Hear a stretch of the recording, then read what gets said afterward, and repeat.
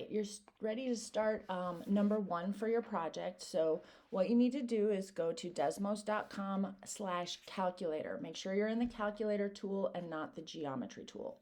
So what we're going to do is we're going to create 3 points. And if you look at the project description here, you're going to select 3 points and collect them to make 2 chords, not a triangle.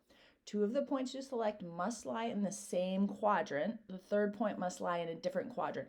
This is important, all right? So make sure that you're paying attention to this and that you are making sure that 2 of your points are in the same quadrant. So the way we're going to do this is we're going to add, and we're going to add a table. This should seem familiar from the last project.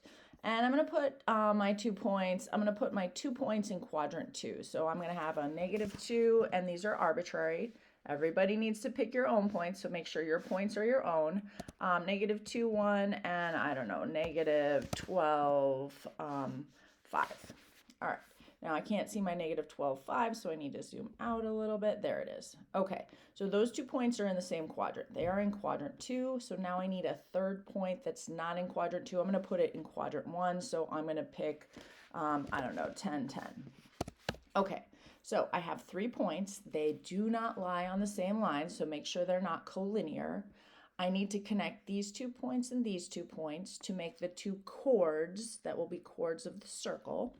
So I'm going to click and press on my green dot, and I'm going to make sure I connect those to create lines. We do not want to make a triangle connect the last 2. So that's perfectly fine, right? Those are 2 chords in a circle. The circle is going to kind of swoop through here and be up off my screen, okay? So now that you've got your 3 points, what you need to do is in your project, you're going to list your points here. Just list the 3 ordered pairs that you have used. And then in your Desmos sketch, make sure you label them. You can click on them to label them, right? Or some students like to list them below. Now, if you list them below, make sure you've got the coordinates, right? You can just put commas in between them if you want. -12, 5, and 10, 10. Okay, but in any case, you want your points, you want those labels to show up. So what I would like is a screenshot of, right, this, where you're starting at, your starting point. Make sure your values are correct. Make sure if you put in a new line, you type them in correctly, because these are the numbers you're going to be working with throughout your project. You want to make sure they're right. Again, make sure you've got 2 points in one quadrant and 1 point in a different quadrant.